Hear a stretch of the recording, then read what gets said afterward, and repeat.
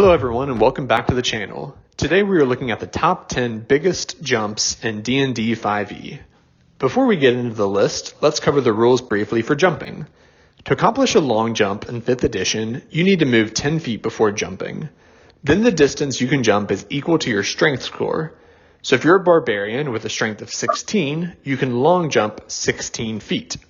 Jumping vertically, or what D&D calls a high jump, can be accomplished either by moving 10 feet and jumping vertically for 3 feet plus your strength modifier, or simply standing still and jumping, in which case you get half of that result. So again, with a strength score of 16, we have a 6-foot high jump when moving, and then half of that would be a 3-foot high jump when standing still. With that out of the way, let's get into the list. At number 10, we have the Seders Mirthful leaps, a simple racial feature that allows the player to roll a d8 when they jump and add the roll to the distance covered. Although unlimited in its use, this is not a substantial increase to the jump distance and still costs movement to use, which is why it's all the way at number 10 on this list. With number 9, we have the jump spell. A simple first level spell. We touch a creature and for a minute, without concentration, a creature's jump distance is tripled. The interesting rules interaction here is that jumping does cost movement. So if we have a long jump of 16 and then that 16 gets tripled from the jump spell to 48, we would need to use our action to dash in order to make that full length of the jump. At number 8, we have the Eldritch Invocation Otherworldly Leap. Available to Warlocks once they reach 9th level, what's better than the jump spell? An unlimited amount of jump spells. With this invocation, we can cast the jump spell without expending a spell slot. Number 7 comes from the first campaign of Critical Role, specifically episode 97. Keyleth, being the demigod that she is, decides to swan dive off of 1,000-foot rock face like Ocarina of Time Link in Zora's domain. To avoid dying, she polymorphs into a goldfish. I guess this is more falling with style than jumping, but she did leap off the edge. We'll actually get into a couple of builds now, starting with number 6, the Totem Barbarian Champion Fighter. At level 3, the Totem Barbarian can choose between several animal spirits. The Tiger Spirit adds 10 feet to our long jump distance when raging. Then, 7 levels of Champion Fighter provides us with Remarkable Athlete. Here, we can increase our long jump by our strength modifier again. So if we have a strength of 20, we can long jump 20 feet plus 10 from Totem Barbarian, plus 5 from the Champion Fighter, and we start to feel more like the Hulk jumping from building to building. With number 5, we have what I affectionately call the Glory Grung.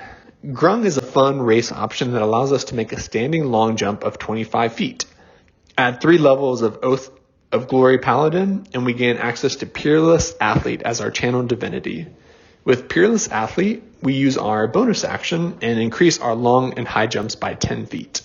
As our Grung, we can now high jump 25 feet and long jump 35 feet with just a 3-level investment. We bring the cheese with number 4 and the Simic Hybrid's Manta Glide. Manta Glide is available at level 1 with the Simic Hybrid race.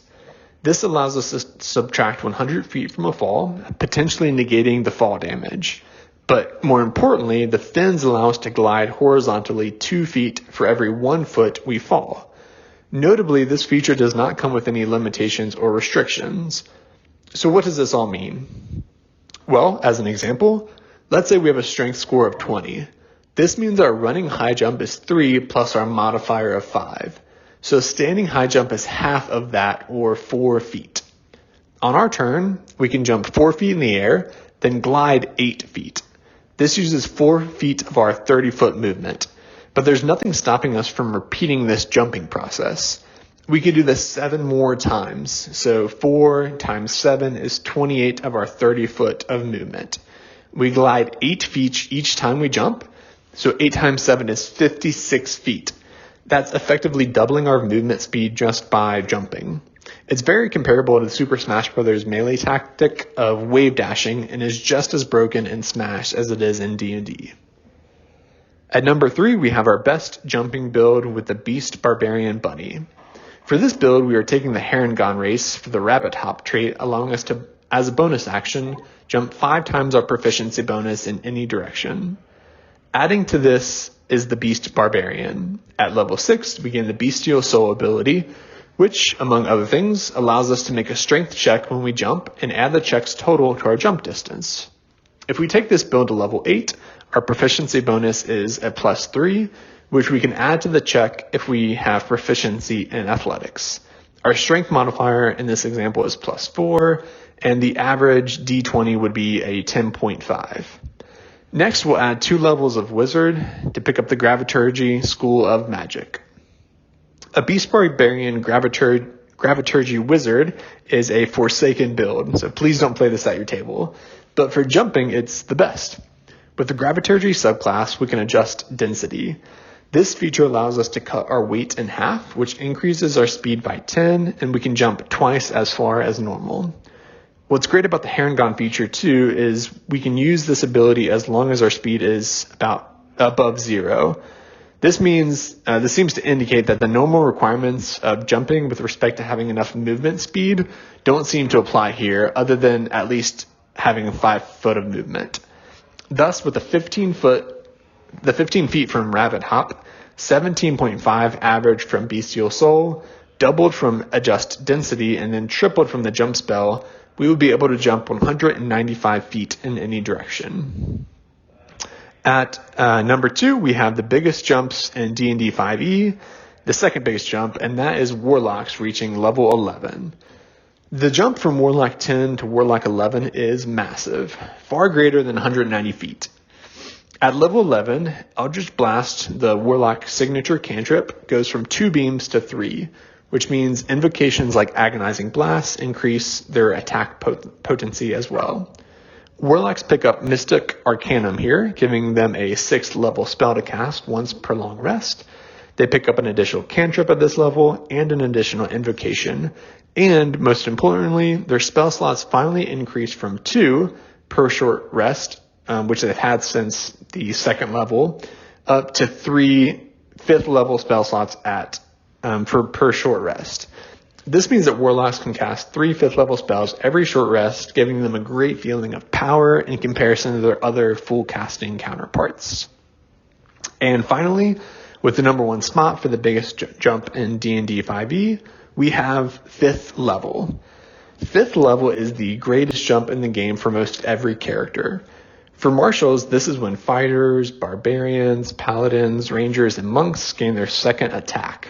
This effectively doubles their damage in combat. Not to be outdone though, casters gain 3rd level spells here, and the jump from 2nd level to 3rd level spells is legendary.